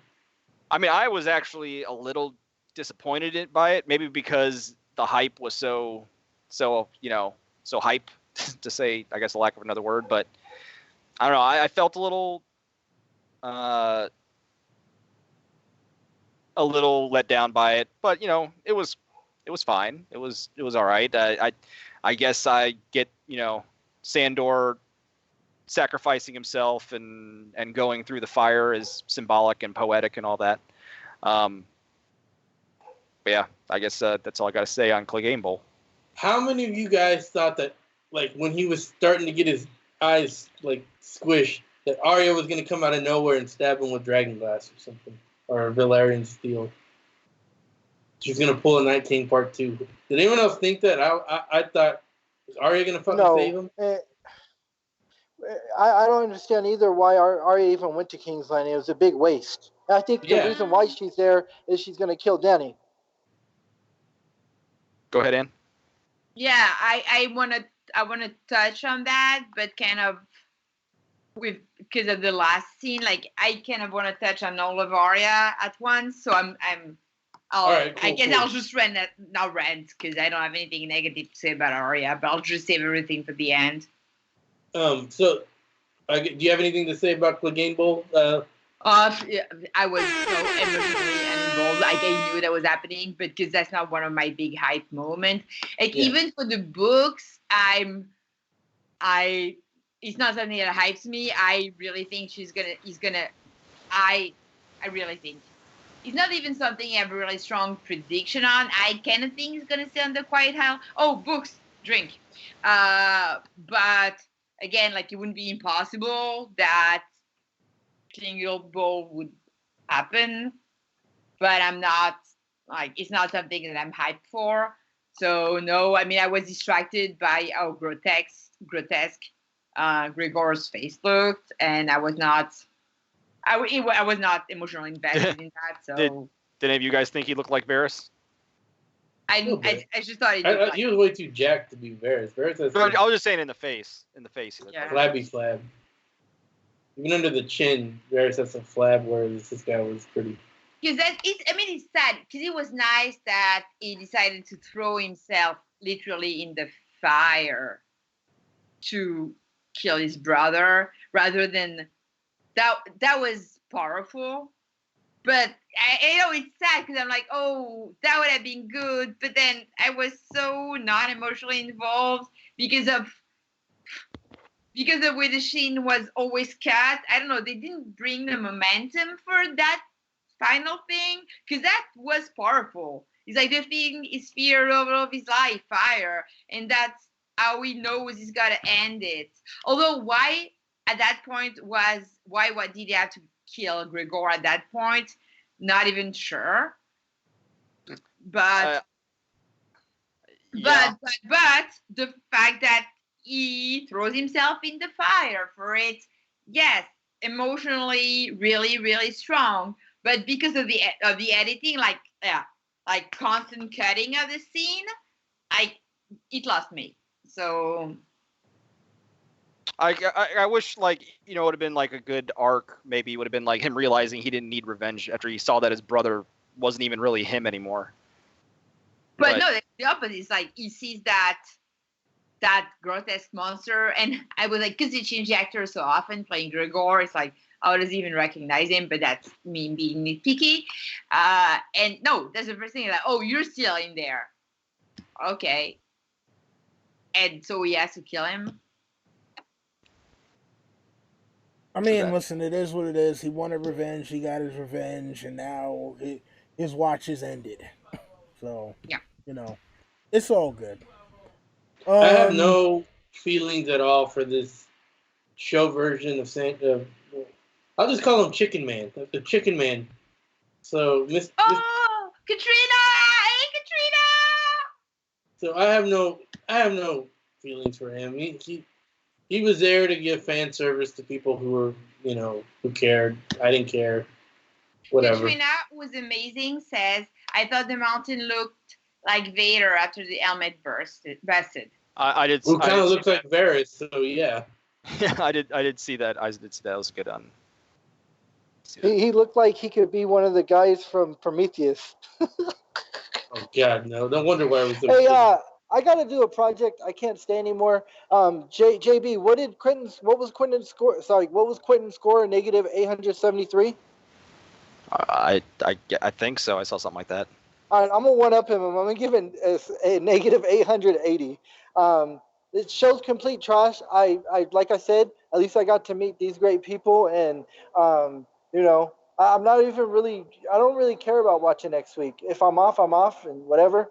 But this show is trash and LTL. All right, man. Damn. Game of Thrones turned LT into a nihilist. Wow.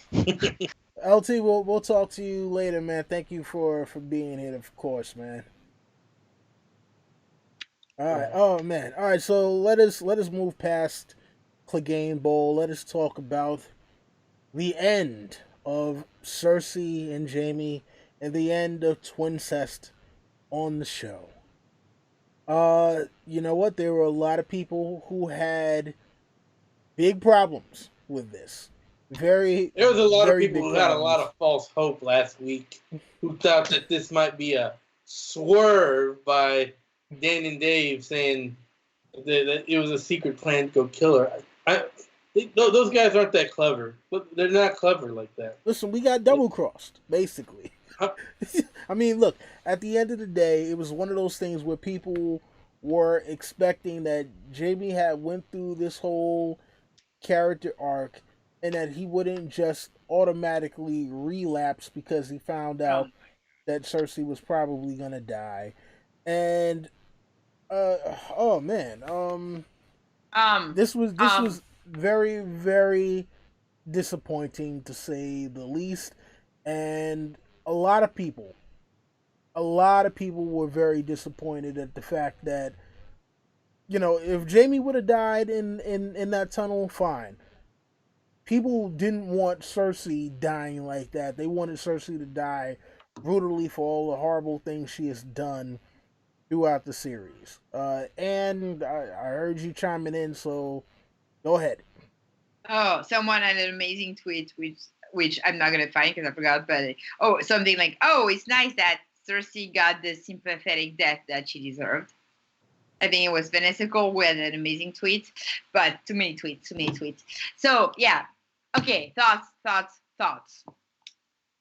The show up to, I guess, season 7 that I didn't watch, but basically totally did not, really go for Jaime character's arc. Like Jaime, despite all of Cersei's shortcomings, was still like to the bone, to the core, faithful to her.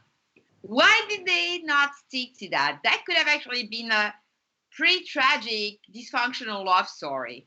And then, it's like, yeah, she's a bitch, she's dysfunctional, I'm an abused twin brother lover, but I'll stick to her to the bitter end. And somehow that could have been horribly compelling. And I would have gone for that. It's like their death scene actually like made me feel things. Just then why did he fuck Brienne last episode or 2 episodes ago. I can't even remember. Why? That made no sense. That made no sense. No sense. Like, he wanted a booty call at Winterfell. There were lots of booty calls at the feast, like walking around. Okay, like, oh, everybody parties. And, you know, like, yeah, booty call. Okay, why? That none of that made any sense. None of that made any sense. None. Like, he gave the end he gave those two was like a Tristan and Isolde, like classical, like like tragic love story of, like, I don't want to use that stupid term because it sounds like a cliche bad romance novel, but star-crossed lover. But there's something like they're not supposed to be together and they're super functional together. And they're wrong for each other in so many ways, and they die together, and it's like not something you want for yourself, yet it's compelling to read what they're going through. And that would have made sense and narrative sense. Like that Romeo and Juliet. Yeah, I mean, maybe like Romeo and Juliet, except they're not 13, and I'm not a Romeo and Juliet fan at all, but yeah, like Romeo and Juliet. Why not? That is not the book Jamie. That's not book Jamie's arc at all. But that's an arc nonetheless. Jamie cheats on him, tries to get him killed, and yet he sticks to her to the bitter end. You know, and then we get that death scene, and there's something beautifully dysfunctional to it.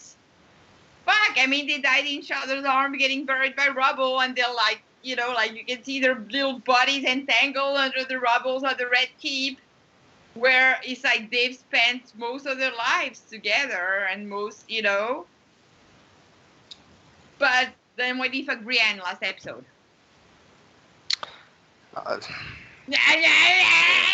This was shit. And what's a character arc? Yeah, and like, all that had to be done to fix this. I already envisioned it in my head how it would have played out if I was writing this episode. It would have seemed like oh shit. Can you guys hear me? Yeah. Okay. All right. So yeah, it would have seemed like Jamie was going there to save her, and they had the perfect shot there when they had Jamie embracing Cersei, and he had his hands like around her neck area. Just fucking choke her and kill her right there, and then have a spiraling up shot, and then having, you know, like the top of the keep fall on Jamie and kill him. Yeah, it'd be sad, but at least he would have had, you know, his final redemption. But it didn't happen, and I felt nothing when they died. Unfortunately, once again, those are characters I like them. I like Cersei's, you know, drink, you know, from the books. I like Cersei's POVs. They're funny, and Jamie's one of my favorite characters. And it didn't matter in the end. And that's unfortunate. Jorge. This is the most meta scene I've ever seen in this show. It represents everything how Dan and Dave feel about Lena Headey. They want to write an arc, they want to do this, but they just can't get over how much they like Lena Headey. So they're constantly going back to her. And they give the death that they want Lena Headey to have, not the death that would make narrative sense, or even the death that would give most fan service. It would be the death that gives them the most service. Yeah, it was almost, it's crazy because they threw away Jamie's arc for it. I know. It's sacrificed. Like they made Dany burn tens of thousands of people, yet they managed to make that be the most infuriating scene of that episode. How? Mm-hmm. And I will say, like, you know, when it comes down to, because I've seen people complain about the whole Valonqar thing, and granted, they didn't include it in the show, so it's not, you know, show canon. Oh, the Valonqar happened, and I'll explain it after you're done, James. Okay, well, I'm just saying in the literal aspect that it didn't, you know, they didn't include it in the show, so that's okay. They didn't, but they could have had a nod to it with Jaime Strangler, and I still fully believe that Jaime's a Valonqar in the books because it makes the most narrative sense. Bruh. But that being said, Drink.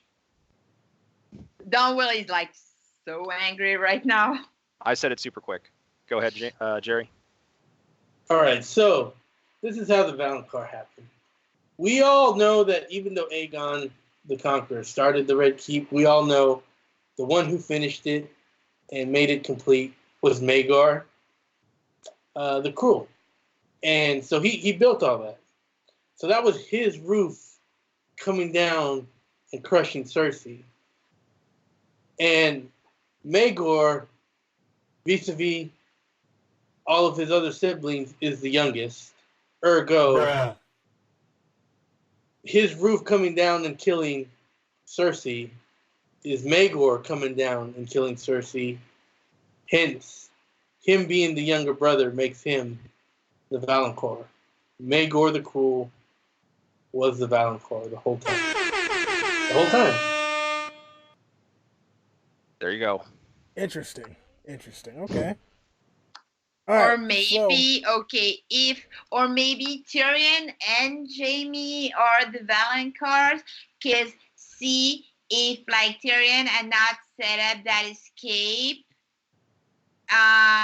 then like Jaime would not have gotten to grab Cersei, and so she would never have gotten stuck there, and so she would not been killed by the rebels. So like Tyrion's you know what? like, right? I'll tell you and this would have still been kind of the writing shits, but at least it would have been Dan and Dave kind of reversing the roles, doing their own Dan and Dave thing in a decent manner to where at least show watchers would have liked. Would have Cersei strangle Jaime? No. Oh, okay. You know how Jaime, so in season, you got to call back to season 4. Jaime gets Tyrion out as prisoner. He goes through the Red Keep, finds Tywin fucking Shay, and kills her with the crossbow. Kills him with the crossbow.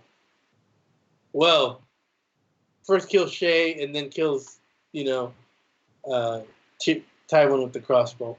Well, here we got Tyrion freeing Jaime. He should have gone into the Red Keep up into the, all the tons, walked in, and it should have been Euron giving it to Cersei, and then they could have had that Euron-Jaime fight, and he could have killed her the way Tyrion killed Shay. Jaime kills Euron, and then Cersei tries to talk her way out of it, and then he kills Cersei, like the way Tyrion killed Tywin. It wouldn't have been great, but at least it would have been like a role reversal for D&D shit. I actually think would have been best is if Cersei would have strangled Jaime. But like, you came back from me, you dumb fuck. Strangle his ass. That would have been the best. But go ahead, Don Willie. All right, I wanted to move on to Arya. Arya, basically playing. The plot on mistress. Now I wanted to play. Talk about Arya and basically how she was playing. What's that one? The woman Nathan Drake. Uncharted. Yes. So basically, she's going through a scene of Uncharted, with everything collapsed around her. She got to make sure to hit all the right buttons to trigger the proper sequences, or else she dies. I'll be honest with you. Other than the fact that it made no sense for her to be there, since she didn't complete her mission, that whole sequence was actually very well shot. It looked great. She probably should have died a few times just based off of like all the rubble that was hitting her, and it was like every time you think that she's supposed to be dead, it's like, oh, okay, all right, she's back alive now, I guess. Yeah, so it is what it is. And we get Jon sounding the retreat, because he's like, all right, this is going way too damn crazy, and while I can actually get people out of here and still possibly be looked at as a savior, I'm going to do that. And then we have the final scene of Arya riding away on a pale horse. On a white horse. Right, and it's like, I'm not sure where the hell that horse came from, just magically out of Like it was nowhere. a dream. I'll be honest with you, yeah, I thought it was a dream sequence at first, but apparently, that was a real thing, and that was the last shot we get of the episode. So you know what, Jorge, I wanna get your thoughts on Arya's Nathan Drake sequence. Arya, they might have to come up with a new term for Arya for how ridiculous this character has gotten to be. She's gotten a little bit of Mary Sue, not 100%, because we do have an explanation of how she got some training. It doesn't explain how mopping floors made her the super assassin. It's more ridiculous than Hong Kong Phooey, but now she can just do anything. She can survive anything. She can whatever. She's just the most OP thing I've ever seen. Like she's starting to make Rey look like nothing. That's Yeah, all I but at gotta least say. she actually had training. Huh? I said, yeah, but at least she actually had training. Yeah, I know. She was talking about or she had training, sweeping the floors and stuff. I mean, putting that aside, I can suspend disbelief on Arya's scene, and I actually did think that this was one of the praises I had of this episode, was the fact that it did show the utter devastation pretty well, and that I actually did feel some, it was intense, and I felt some dread. So I can give it points for that. It was well shot. That being said, I do think the way it would have ended perfectly, and I like Arya. She's not one of my, favorite characters, but I like Arya. But I think the way it would have ended perfectly is when she was trying to,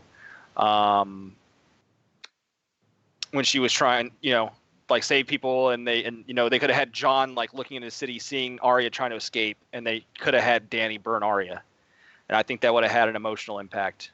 That could have been the ending scene, and I think that would have been gutsy, and I think it would have had an emotional gut punch to Jon, but we didn't get that. In terms of the pale horse, I'm not exactly sure what I'm sure there's a lot of theories out there on symbology of what it is. I did see someone say that they believe it could be Bran warging the horse to take to that was Bran's contributions, warging the horse to take it to Arya to take her out of the city. That's spicy. You're muted, Jerry. That would mean Bran did more in this episode than he did in the Battle for Winterfell. There you go. But yeah, like I said, well shot. I think Arya should have died for an emotional gut punch. But yep. That's what I gotta say about that. All right, and Okay, so Arya's arc. Yeah, I think because I really touched on that earlier. Yeah, I think that whole end scene is obviously, like you mentioned, dream sequence. That's the ending attempt at doing something symbolic, where a lot of the shots are trying to very heavily make us think of the one prophecy we got. I mean, aside from Maggie the Frog, that totally decided to forget about, but that wasn't really a prophecy. But our show version of the House of the Undying, we're like, oh, wait, it wasn't really snow, it was ashes. But yeah, okay, so yeah, that was subtle. No, that was so subtle. But yeah, okay, so that whole end scene is very symbolic. So basically, the way I see Arya's contribution here, because it didn't really make a lot of sense why, if we don't really see it that way, why Arya would so easily, she's not the most flexible little human being in the world. So why she would so easily be, oh, yeah, okay, yes, Andor, you're right. I should give up on revenge. Thanks for the recommendation. Before she sees the destruction caused by death, because it would make a lot more narrative sense if she'd been more in the streets, witnessing a lot of the people dying, while making her way to Cersei, and then like she'd be more ready to agree. I agree with that. Yeah, but in my very humble opinion, why they made it that way was because no. Oh, okay. So no character or plot or development because we need to get to some point, and it really doesn't matter how we get there, and that it would make internal sense again. So, oh yeah, okay. I guess I'll give up on revenge and try, and because life is better. So, oh yeah, I'm gonna go back to my family, and yeah, team life, and oh, people are suffering. I actually like now, I'm gonna be in the party of life. Let's go try and see let's go try and save people. And oh my God, that's hard. Planting trees is hard. Actually, saving people is hard. Oh my God, death everywhere. Death everywhere. Death is winning. I cannot protect people. And it's like we have, and then like a lot of the, as we see, like a lot of the other scenes are cut with scenes of Arya. We see her like with her face being more and more covered in ashes and blood. Someone in the chat made a really interesting, I think it's the Boy Wonder, who made the reference point that she starts looking a bit like werewolf with her face being like gray, which I hadn't thought about, but yeah, I hadn't thought about that, but that's like really smart. But anyway, like she looks more and more like the figure of death, more and more like with every like scene being intricate of her. And yeah, and so I don't think that last scene is supposed to be interpreted as her like, like getting on the horse to really like flee the city and go back to life. No, I think it's like yeah, she's like, oh, okay, I like she's really like, she tried to give up on vengeance and death, but like now that's like she's been dead so many times. Like she's been dead in the house of the Undying. No, not the house of the Undying. The house of Black and White. Sorry, guys. And like she literally dies again, in that scene. And and yeah, I'm pretty okay. That's my one prediction. Like I'm pretty sure she's going for death again in the next episode, and that with the ash, and we see the ash falling on her, and that she's, that she's going to be part of trying to kill Dany, and that horse symbolizes death. That's the pale mare in the books. In the books, drink, sorry. Although, like, nothing to do with our pale mare disease story in the books, obviously. It's just like just for the symbol aspect, of it being the symbol of death. But yeah, no, I think it's like little like that she's like the full embodiment of death. So I'm pretty sure like Yep, those are my thoughts on Arya in that episode. And that last scene, that was just a big like symbolic. That's why it looks so much like a dream sequence. It's just because it's just a big like symbolic scene of Arya's death and rebirth, and now she's like literally the god of death. When I saw that white horse, I was like, am I watching Blade Runner? Is Blade Runner up in this?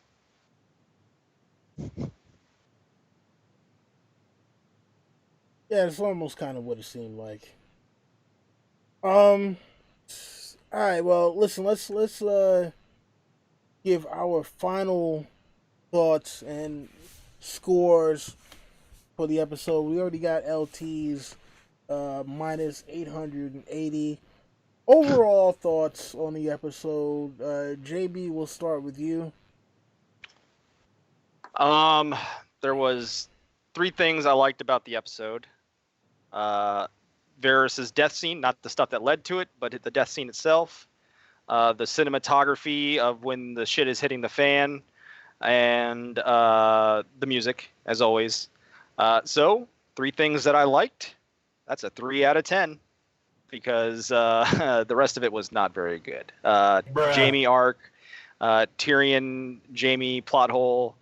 But I mean, it is what it is. I don't think, I didn't think it was. I thought it was watchable. I was entertained for an hour and a half. Time went by. I didn't feel like I was gonna put my eyes out. So 3 out of 10. So we got a 3 out of 10 from JB, and your score and your final thoughts on this episode. Like I said, my main problem with that episode was that although it's the second to last episode in what is arguably the most culturally important TV show of all time, I was totally not emotionally involved in watching it. So I would give it a blueberry banana out of 10. But I'm really glad I'm here discussing it with you guys.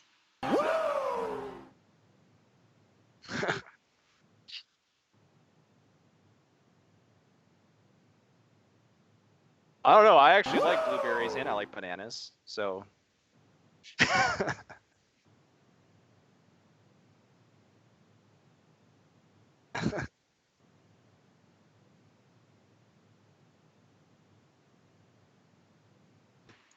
I mean, what can we say? Everything was fucking pointless. Everything was stupid.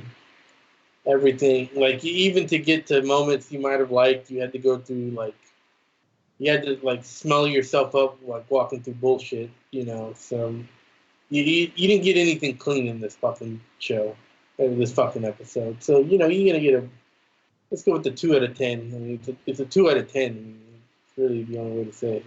And I'm just going to say, spoiler alert for next week, that episode gets a 10 out of 10 already from me, because it's the last one we'll ever have to watch.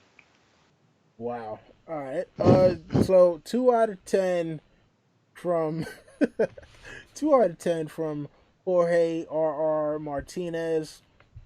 Wow. All right. So just to go back to the scores real quick before I give mine. LT with a minus 880. JB with a 3 out of 10. And with a banana. No, blueberry banana. Sorry, please. blueberry banana from Anne. And a 2 out of 10 from Jorge Martinez. And in the biggest shocker to ever hit a Hype's Watch stream for an episode, I'm going to give this a 9 out of 10. That is correct. I am giving it a 9 out of 10. Okay. And do you want to know why? No, thank you for watching this episode. I am giving this one a 9 out of 10 because, you know what? I was talking to some people. I've been on jury duty for the past 3 weeks, right? Talking to some show watchers who, have been trying to argue me down about how I'm too overthinking it, and everything is fine, etc., blah blah blah blah. And then this morning when I walk in, I'm waiting for the people to show up, and I see the looks on their faces, and they know that it's about to be on because I'm going to torment them. And I did for the entire day, for as long as I could, because I saw the looks of disappointment on their faces. And I was like, look, you know what? I've been telling you people for the longest that this show is going down in flames. And this episode 100% proved that. And the only reason why it's not getting a 10 out of 10 is because Arya was there for absolutely no damn reason. They would have given her something to do. I would have given it a 10 out of 10. But the fact that it looked absolutely amazing, but it made no damn sense whatsoever. Yeah, I'm giving it a 9 out of 10 just because I know people are going to be like, yo, what the absolute fuck? So, I know. I'm petty. I'm evil. I am the Salt King. I spread that salt wherever I go. Oh, man. So, and yeah, for those of you, if you've seen the thumbnail kind of sums it all up for how everyone is really feeling right now. Anyway, listen, thank you to the members of the Hype Swatch who are here. Thank you to Mine was everyone. a 2 in the tequila chat. shot out of 10. Thank you to everyone in the chat who's watched this live. Thank you to everyone who will watch this later on. Oh, I can't wait until next week. James has already given it a 10 out of 10. What will the rest of us give it? You got to come back here to watch. And, oh, I want to go real quick through some of the scores in the chat before we go. So, Pink Lash gave it a 7. Cyborg Man gave it a 2. Jeff Thomas gave it a 9. Fandom D Saint gives it a 9. Where's my boy JD? I wonder what JD gave it. I don't think he put anything in. He gave it an 8. JD gave an 8? Yep. Oh, man. No, Jeff Thomas gave it a 1. No, Sorry JD. about that. Sorry, I was kind of scrolling through too fast. Jeff Thomas gave it a 1 out of 10. Oh, man. Well, listen, for all of you who will be watching this later on, leave your scores in the chat. Jessica Harmon gives it a 9. Oh, I'm loving this. I'm loving this. Look, we have been telling you people, us here at the Hype Watch have been telling you people for years and years. It's not like we're new to this show. It's not like we just came on last season when they did. We've been talking about this shit since season 5. What trash he's writing to. The salt. Before we close, I want to talk about something positive, but you can keep on salting the land for as long as you want. I don't have anything more to say. No, but Don does. No, I'm good. I am so good. Listen, as always, thank you for being here live with us. And if you have to watch this later on, thank you for watching it later on. Make sure like, I want to share, say something. Subscribe. And what do you got to say real quick before we go? No, it's not real quick. I want to say something. You do not censor me. You do not get my beautiful, very loud voice. Okay. God damn it, Dan. So, come on, let's go. In a few weeks, we're thinking about trying to have, in a few weeks, maybe a month, like let things settle down, the dust settle, everybody's thought gather. We would like to have a conversation, more in depth about the show overall, not like what just happened or burning feelings, like try to have a bigger conversation about how that show has impacted us, all of it from season 1 to season 8, and not just like the bad feelings. So let us know in the comments if that's something you'd be interested in seeing, because if we think you'd be interested in seeing that, that would motivate us to organize that thing. Because maybe not, maybe you don't care, maybe you just want the hot reaction. But like talking, we think it could maybe use a little bit of retrospective to see, because talk about what cultural impact it might really have in the upcoming years, and not just was this last episode a trash fire or not. Word. Okay. Let us know. Yeah. Let us know.